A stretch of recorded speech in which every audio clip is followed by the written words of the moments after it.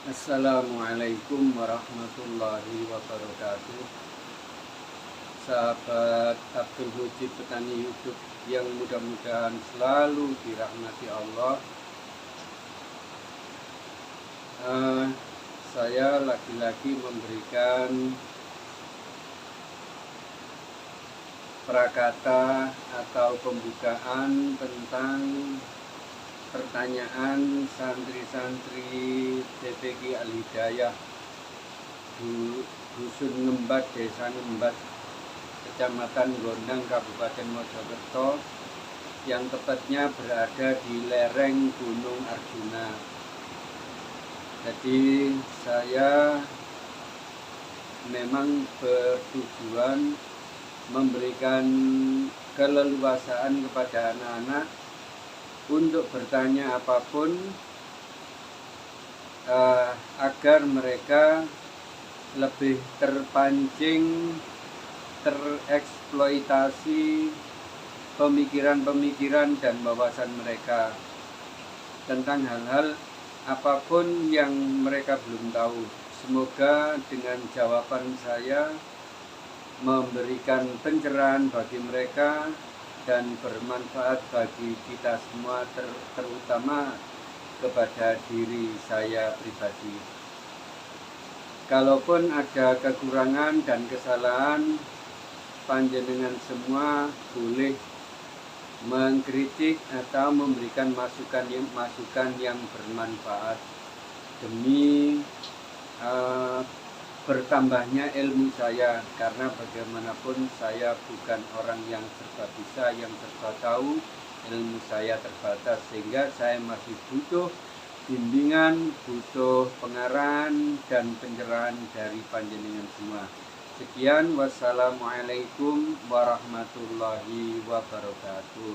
Selamat menikmati video ini dan mohon dukungan, like, share, subscribe, komen yang bermanfaat, komen yang positif, dan bunyikan loncengnya. Terima kasih.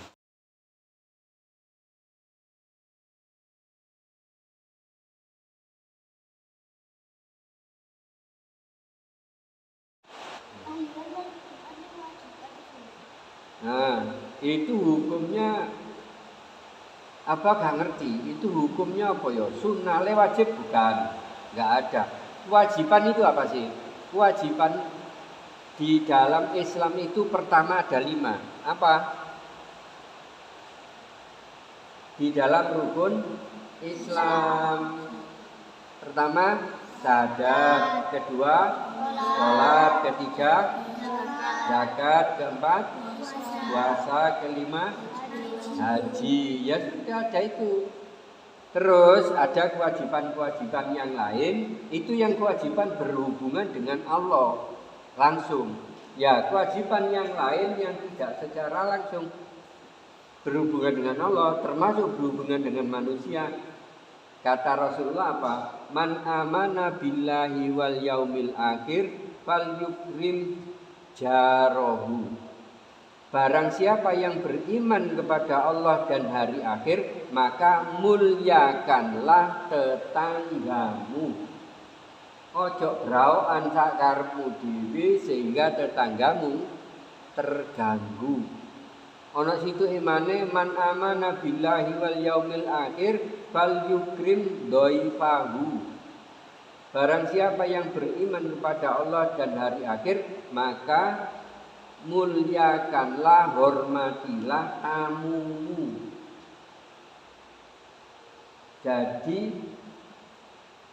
apa jenenge malim lararun. Apa? Tahlilan. Nah, jadi tahlilan itu enggak ada hubungannya dengan kewajiban. Boleh dilakukan, boleh tidak. Kalau Abah mengatakan itu hukumnya mubah. Ada ono sing ngarani haram lho malah. Tingkatannya haram bid'ah. Gitu loh. Bid'ah itu apa artinya? Menambah-nambahi hal baru. Karena Nabi Muhammad enggak pernah bikin tahlilan. Tapi sekarang masalahnya, tahlilan apa yang dibaca? Pertama Fatihah, ya kan? Pembukanya pakai Fatihah. Terus Qul huwallahu ahad. Terus kalau di daerah wetan koyok ngene Bangil ambek Pandaan, tahlilan itu selalu pakai Yasin. Mari Fatihah, Yasin, baru Qul huwallahu ahad, Qul a'udzu birabbil falaq, Qul a'udzu birabbin nas, terus. Itu yang dibaca itu Quran semua. Apa enggak setuju dengan kelompok-kelompok yang mengatakan itu bid'ah? Sama sekali apa enggak setuju. Karena yang dibaca Quran, lo mau baca Quran kok bid'ah? Ya malah sunnah kan? Iya kan? Mau baca Quran kan baik. Ya cuman itu caranya. Yang tidak boleh itu nyelameti wong mati. Kalau malam Jumat itu apa ngarani itu mubah itu boleh dilakukan, boleh tidak dilakukan. Tapi itu berpahala dan insya Allah itu disukai oleh Allah. Karena menyebut-nyebut Allah sih. Itu loh ya. Jadi bukan wajib. Insya Allah itu sunnah, tapi bukan sunnah Nabi maksudnya. Karena sunnah Nabi itu kalau mencontoh langsung perbuatan Nabi. Lah perbuatan Nabi nggak pernah tahlilan dia niku. Baik nahlili wong mati utawa nahlili kumpulan koyok waktu malam Jumat nggak pernah Rasulullah. Rasulullah yang ada amalan malam Jumat sendiri itu ada Rasulullah, bukan tahlilan. Nah, tapi kita melakukan tahlilan apa salah? Saya kira tidak salah. Pertama yang dibaca Quran, kemudian yang didoakan siapa? Orang-orang leluhur kita, mbah buyut kita yang sudah meninggal kan? Apa jelek mendoakan orang lain? Mendoakan saudara kita, leluhur kita, apa jelek? Malah dianjurkan oleh Rasulullah. Gitu loh. Makanya Abah tidak setuju kepada orang yang mengatakan tahlilan itu bid'ah. Kalau mengatakan sunnah, ya bukan sunnah Rasul, ya sunnah ya apa? Sunnah pokoknya itu baik. Apa gak wani ngukumi selama ini ya. Ayo. Hukumannya pelit kepada teman. Nah, pelit kepada teman, kepada siapapun. Kepada hewan, kepada misalnya sampai anak Rasulullah pernah bilang begini, kalau ada kucing datang kepadamu ketika kamu makan, itu berarti minta bagian rezekinya kucing kepadamu. Ya ben maam misalnya ono pakai ikan asin, ya wis lek ben sing seneng ikan asin, seneng dagingnya toh, ikan ya misalnya mujair ya, kan mesti sing gimana dagingnya. Lari nih kena kucing, gasih kena kucing. Ayam ya belune kena kucing. Pelek loman ya daginge kena kucing titi ae sing akeh pean dhewe. Kucinge kenaan makan daging ayam. Ngono. Tapi lek pean loman kok lek duwe luwih gak apa-apa dipakani ono pakan dari ayam ono. Pakan kucing larang tapi kalengan. Itu. Jadi ngono ya, pelit itu tidak bisa masuk surga. Dua orang yang dilarang Allah masuk surga, apa? Orang pelit, medit, kuret, bakhil, dan orang yang sombong. Itu peraturan dari Allah. Jadi kata Allah, wahai surga, kamu tidak boleh dimasuki oleh orang yang bakhil dan orang yang sombong. Bakhil itu sama dengan hampir mirip sama dengan mempertuhan dirinya sendiri. Itu loh usahaku. Akhirnya dia medit kan. Tapi kalau orang yang tidak bakhil, wong loman, sing dipikir wong loman apa? Iki ngono rezeki teko Gusti Allah, dudu aku diparingi ambek Gusti Allah. Maka saya bagi kepada hambanya Allah yang lain. Ana kucing ya tak kena kucing, ana pitik tak kena pitik, ana iwak tak kena iwak. Ana kanca tak kena kanca. Gitu. Itu makanya menyadari orang yang tidak bakhil menyadari bahwa rezekinya dari Allah, duduk oleh usaha dhewe. Nah, sehingga orang bakhil atau medit itu dilarang masuk surga. Kenapa? Bukan medit asline. Keyakinan di dalam dirinya iki wekku, olehku, usahaku gitu loh. Ku terus. Allahnya hilang. Itu wong medit. Makanya wong medit, wong sombong itu sama dengan orang yang tidak beriman. Makanya tidak boleh masuk surga. Ya. Hadiah kita berpuasa. Hadiahnya kita. Hadiah. Apa ya? Oh, kok aneh pertanyaannya hadiah berpuasa. Kalau pahala berpuasa itu Allah sendiri yang langsung lah. Hadiah itu kan biasa hubungan ambil menungso. Ya. Ono wong poso oleh hadiah.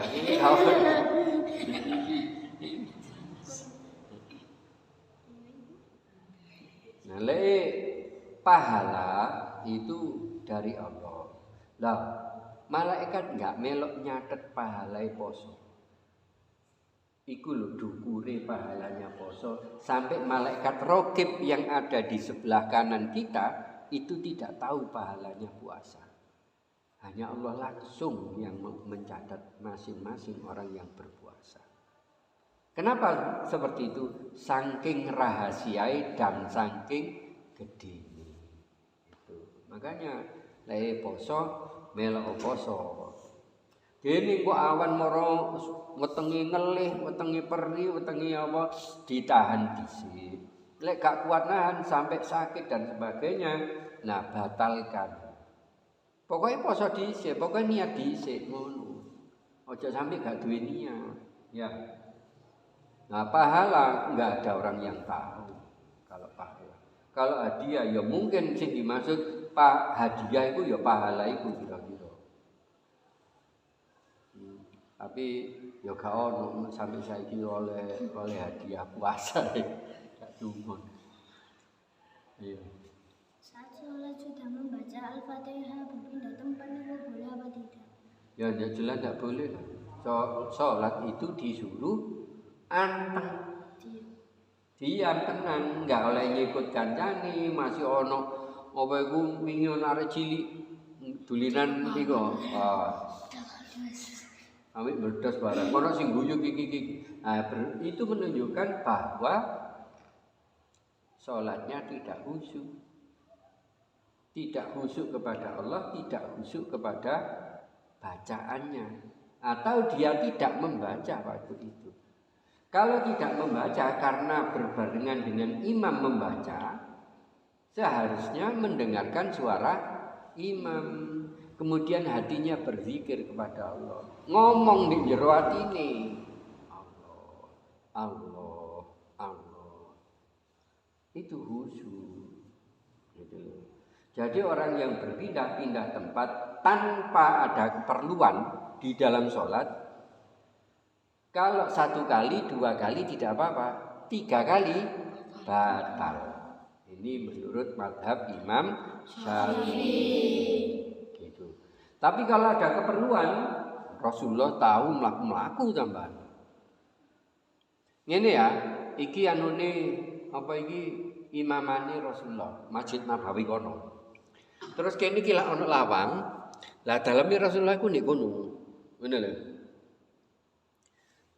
Dijadikan ya, yang sholat duhur cuma 2 rakaat, nah yaitu terus ditegur anak sahabat, akhirnya Rasulullah kembali, loh sampai omong-omongan barang, melaku pirang jangka ya man, nah bukan hanya 3 kali ya, tapi berkali-kali lagi, tapi itu kan ada perlunya. Ternyata Rasulullah tidak mengulangi sholat dari awal, hanya menambah 2 rakaat yang kurang. Gitu. Jadi kalau ada perlunya boleh. Umpama moro pian kaget, ono kucing liwat ngene sikilmu. Nah, pian kaget, moro pindah, minggir. Itu enggak apa-apa karena kaget. Tapi kalau apa melek karena guyon itu yang dilarang.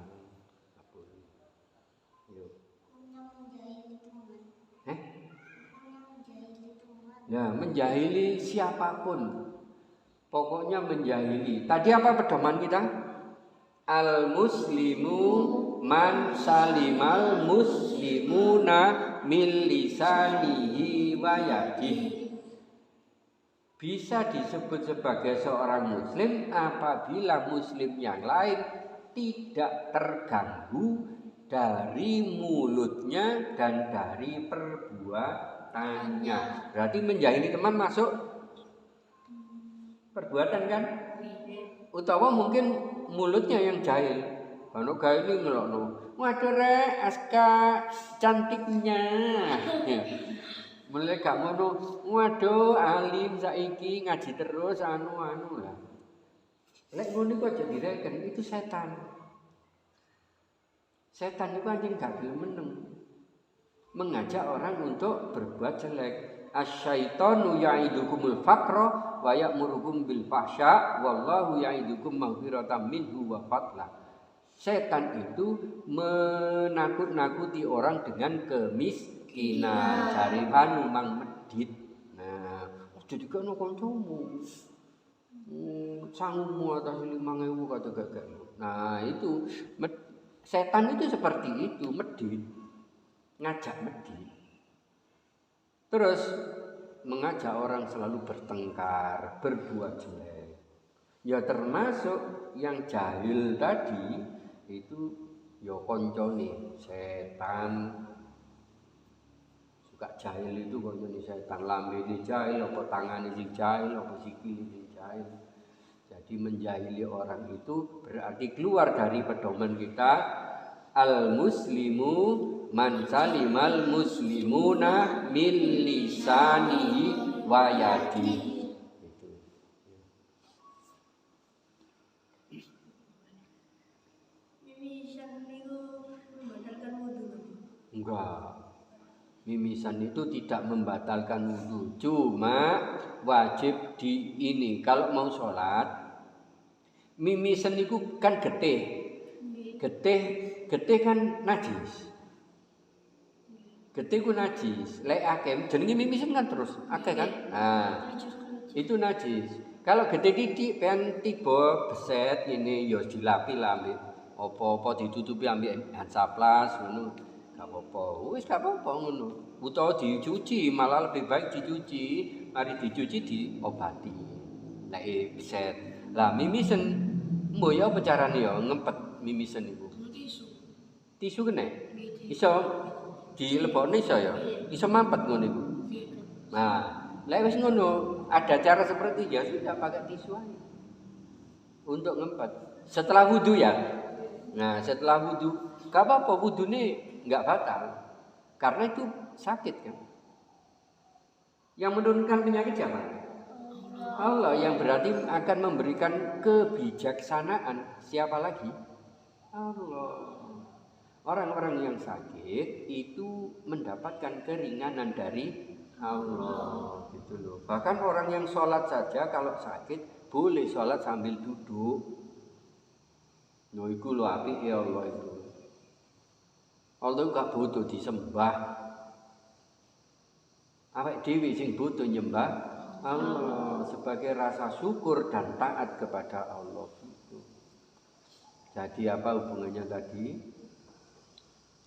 Mimisen itu tidak membatalkan wudu, wis wudu wae, tapi lebih baik sebelum wudu mimisene dibenakno sik sampai mampet. Lek wis kena dianu tisu ya wis wudu sak kelar-kelare wudu ngono ae. Gak usah kaya wudu normal. Cuma diusahakan tetap bisa rata bagian muka yang kena air wudu dan terus sampai tangan, kaki, kepala itu semuanya rata kena air wudu. Ya, kita tutup dengan doa. Bisa? Oh iya. Ketika sholat tidak merapatkan saf, akibatnya apa? Nah, kata Rasulullah, orang yang benggang-benggang sofe iki sikile koncone gak gelem rapet ngene ado-adoan ngene. Nah, ini ditempati oleh setan. Jadi dikongkon rapet. Rapet itu enggak harus nempel-pel ini, enggak. Ya pokoknya rapet ngono lah, rada-rada nempel. Nempel juga enggak apa-apa, itu lebih baik. Terus tangan sikut kena sikut, ambil koncone. Kakinya kena. Iya, kaki kena. Nah, itu baik. Cuma masalahnya ada hadis lain lagi yang sifatnya marfu menceritakan bahwa kakinya Rasulullah antara iki ambil iki lek ngene, iki sekitar 1 jengkal. 1 jengkal dhewe. Pean lek sikile cilik ya jengkalmu tanganmu iku sing digawe. Jadi tengah-tengah ini 1 jengkal atau lebih sedikit. Ini diceritakan oleh sahabat bahwa kakinya Rasulullah seperti itu. Berarti kalau cuma 1 jengkal kan enggak iso apa iku nemplek ambek kancane. Iya kan? Soalnya kan terhalang oleh iki. Awake abah iki lebare 60 cm. Nah, durung lek ngene, berarti tambah 65 nih soal. Iya kan? Iki 60 cm. Lah iki lebih. Nah, yang baik itu sholatnya dirapikan. Ya, rapi kata Rasulullah. Kalau rapi itu menunjukkan satu kerukunan, menunjukkan persatuan. Nanti akibatnya kalau misalnya nama kok gak mlebu rong dino, gak ketok salat nang masjid, gak ngaji, akhirnya kancane takon, "Tama nang ndi rek?" Gak loro tarik itu. Lunga ta. Nah, menimbulkan kenapa orang tanya? Karena ada kasih sayang. Itu yang dimaksud oleh Rasulullah. Kalau gandeng dengan gandeng artinya hati antara satu dengan yang lainnya ini juga menyatu, bukan hanya sikile tangane awak tok sing menyatu, tapi atine melok menyatu. Ya iku mang engko ana miko gak mlebu. Miko oh biliar melbu gak ngompo. Udan krimis iki nutupno biliar ya. Ya itu. Jadi ketok koncone loro ngono iku gak enak awake, terganggu. Jadi kepingin nyambangi. Lek nyambangi dihibur, gak malah diwedeni. Ono kancaku wingi tanggoku ya, loro kaya ngene iki persis, dirudok mati urusan. Sing loro gak tambah waras tambah. Nah, iku yo aja diwedeni tambah diseneng-senengno. Gak apa-apa tam, tenang ae. Wis tenang ae. Men lak waras. Makane ngombe banyu anget tam. Ah, dikai solusi. Ngombene aja banyu adem, banyu anget. Itu. Pen loro gak loro ngombe banyu anget. Anget itu untuk melancarkan peredaran darah. Ya, sudah terus. Allah